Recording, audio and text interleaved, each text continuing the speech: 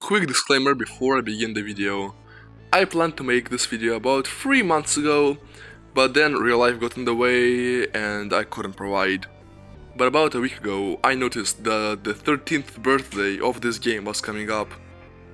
So I decided to return to this project, finish it and publish it as, well, a present for this game, since it does mean a lot to me. Speaking of which, this is one of my most opinion-driven reviews I've made so far, so take what I say with a grain of salt. Anyway, let's begin. Revenge of the Titans was released by PuppyGames on December 16th of 2010. It was released on PC only as a part of the Humble Bundle of that year. It falls under the categories of RTS and Tower Defense. Revenge of the Titans, as the name might suggest, is a direct sequel to Titan Attacks, an earlier game made by PuppyGames. Revenge of the Titans takes you, the player, in the role of an unnamed commander who needs to protect the Earth from once again invading Titans. First defending Earth, and then going through some other planets until finally deciding to end this madness and going after Titan itself.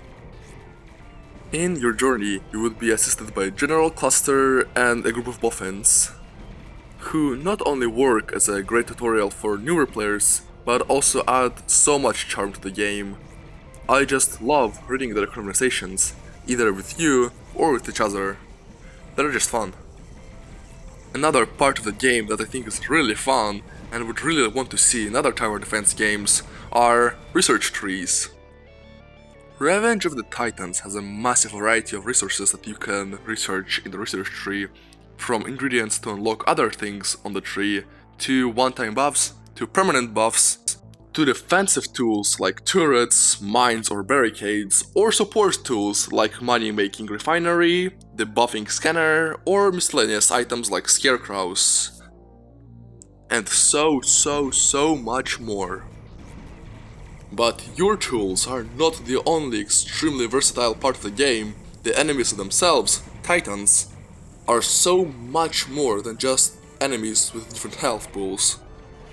No, in this game there are normal Titans, smart Titans, shooting Titans, flying Titans, exploding Titans, tiny Titans, and many more different kinds of different Titans.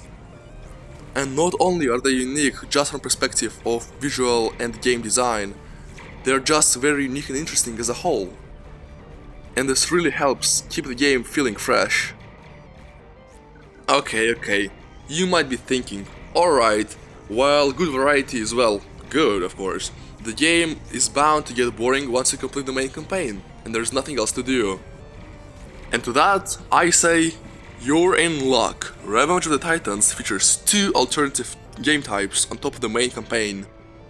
One of them being the endless mode, which is, as the name suggests, is endless, and you can just keep playing forever and ever with like save files every 10 levels. I mean, I'm on level 132 and I still play the game. Yeah, it's just that fun. And another game type being the survival mode, where it's a sort of a horde mode where you just keep surviving until you die and your highest time goes to the scoreboard, which is, by the way, on the developer's main site, so you can go ahead and see your score anytime you want, as well as seeing the top 10 leaderboard for this day, this week, this month, and the overall time. I'll leave a link in the description to their official site so you can check it out for yourself if you want to.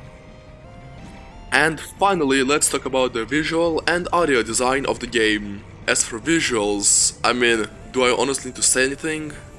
The game looks bloody beautiful. The developers managed to perfectly blend the old arcade-like style games with their own creepy cute chibi style, and it looks just perfect. And just like visual design, the audio design of the game is also almost perfect. From the crisp sound of a shooting blaster, to a cute yet creepy roar of a Titan, to a ear-piercing sound of explosions of the smart bomb, the sound effects in this game are just beautiful. However, I do have a problem with one thing, that being the music. It's not bad by any means, it's just not really my type. And don't get me wrong, I love that each time I open the game I hear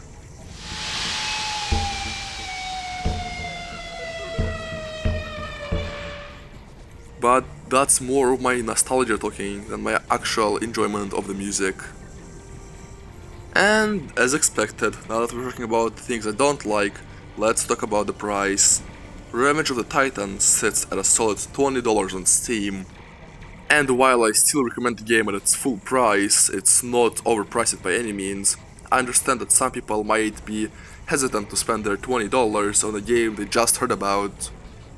But do not worry, the game goes on sale pretty frequently. In fact, it is on sale right now as I am editing this video.